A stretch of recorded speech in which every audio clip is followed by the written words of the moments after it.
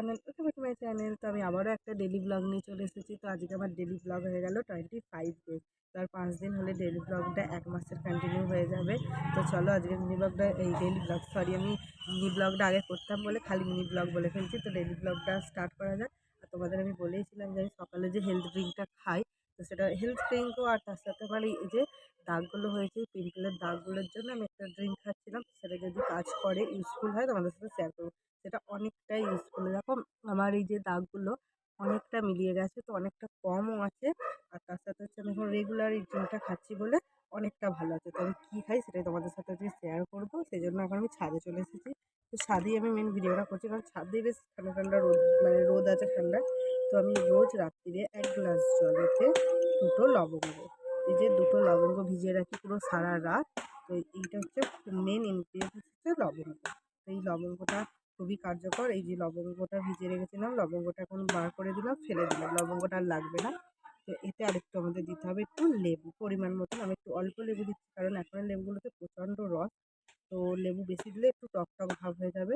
তো এই যে লেবুটা পুরোটা দিয়ে দিলাম। আস্তে দিতে হবে আর একটু মধু। তো মধুটা এনেছি, দাঁড়াও মধুটা দিয়ে দিই। হ্যাঁ, এই যে মধু। তো আমার মধুটা একটু শেষ হয়ে গেছে, অল্প মতন আছে। তো চলো মধুটা দিয়ে নেওয়া যাক। মধুটা দিলে একটু ভালো হবে, কারণ এটা একটু টক, আর তার সাথে তোমার লবঙ্গটা একটু কষা টাইপের আছে। তো সেজন্য মধুটা দিলে এর টেস্টটা একটু ভালো হয়। সেজন্য মধুটা দিয়েছি। আমি একটু অল্পই দিচ্ছি, কারণ মধুটা গুলতে গুলতেই টাইম লেগে যায়। তো চলো দেখো যে দিয়ে দিয়েছি। তো রোজ রাত্রে 2টো লবঙ্গতে ভিজিয়ে দিতে হবে, বেশি না, বেশি দিলে এটা আরও কড়া হয়ে যাবে, খাওয়া যাবে না।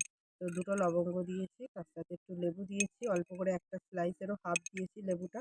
আর একটু মধু দিয়েছি। দেখো মধুটা সাথে লেগেই আছে চামচে। তো আমি কী করি, লাস্টে যখন আমার একটু মানে টক, তার সাথে একটু কষা কষা লাগে, তখন আমি এটাই একটুখানি চামচ থেকে নিয়েই খেয়ে নিই। তো চলো এবার এটা খাবো। এটা একটু কষা, খেতে টেস্টটা খুব ভালো নয়, কিন্তু খুব কার্যকরী।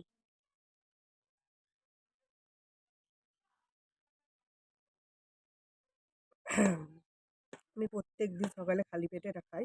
তো এটা খাওয়ার পরেই আমি কিছু খাই, তো অনেকটা পরেই।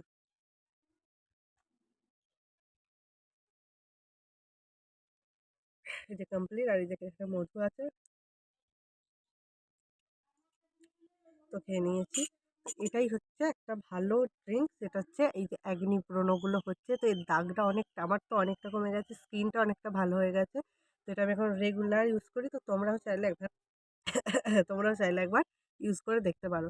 তো চলো এই যে এখন ছাদে চলে এসেছি। তো ছাদেই থাকবো, কারণ আমাদের নিচেটা প্রচণ্ড ঠান্ডা। তো সামনে যে ঘরটা করা হয়েছে সেটার জন্য একটু রোদও যাচ্ছে না, আর প্রচণ্ড ঠান্ডা ঠান্ডা। তো আমি এখন ছাদেই বসবো। আর মা ছাদে গোটা কম্বল, তার সাথে জামা কাপড় সমস্ত কিছু দিয়ে গেছে। দেখো তোমাদের একটু দেখাচ্ছি। এই যে পুরো ছাদ এখন ভর্তি হয়ে আছে। তো কি আর করা যাবে, যে ছাদেই থাকি। কত বাজার এনেছে বাপি, বাবা!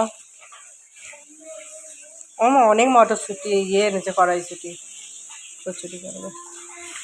এই যে এখানে ফুলকপি, আবার আরো কি সব আছে, কত বড় বেগুন।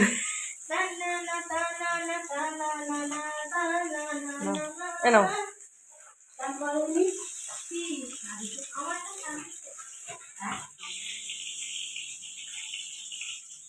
সেই যে ছাদে ছিলাম, তো ছাদ থেকে জাস্ট এলাম, এখন যেতে হবে পড়াতে। তো 4টের মতন বাজতে যায়। তো চলো পড়াতে যাই। আর আমার শীতকালটা মনে হচ্ছে ছাদেই কাটবে। তো এত ঠান্ডা এত ঠান্ডা, ঘরে থাকলে আমি সবসময় খালি ছাদেই চলে যাচ্ছি। তো পড়াতে যাব। আর আমাদের এখানে বইমেলা হচ্ছে, তো ভাবছি যাবো। তো যাওয়ার ইচ্ছা আছে, মা ভাই বোন, তো 4 জনে মিলে যাওয়ার ইচ্ছা আছে। তো দেখি পড়ে এসে, সরি পড়িয়ে এসে যদি টাইম হয়, যদি মা যায়, তাহলে আমরা সবাই মিলে যাব বইমেলায়। তো চলো এখন আমি পড়াতে যাচ্ছি, পড়িয়ে আসি। বেরিয়ে পড়েছি। দাঁড়াও। তো আমরা এখন বেরিয়ে পড়েছি বই মেলায় যাওয়ার জন্য। আর এই যে এই হচ্ছে আমার ভাই বদমাইশ। আর এই যেখানে মা, বাপি, কোন কথা গেল। চলো যা যাক বই মেলায়, গিয়ে তোমাদের সাথে দেখা হচ্ছে।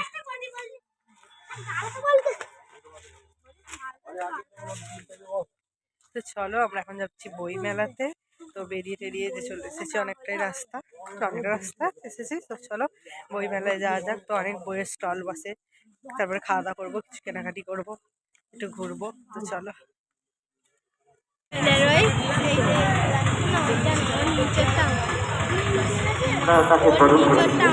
দেখা যায় না, ওই একদম উপরে আসতে দেখা যাচ্ছে। দাঁড়া, ঠিক আছে।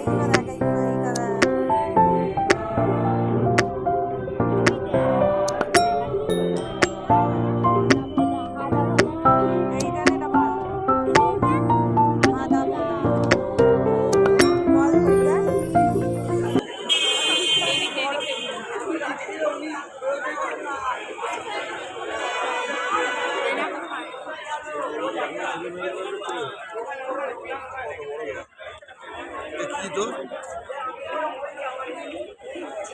বেঁচে থাকি আমরা